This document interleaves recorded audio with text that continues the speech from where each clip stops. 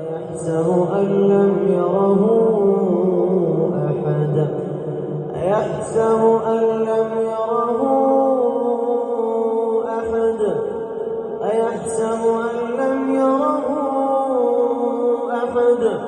ألم نجعل له عينين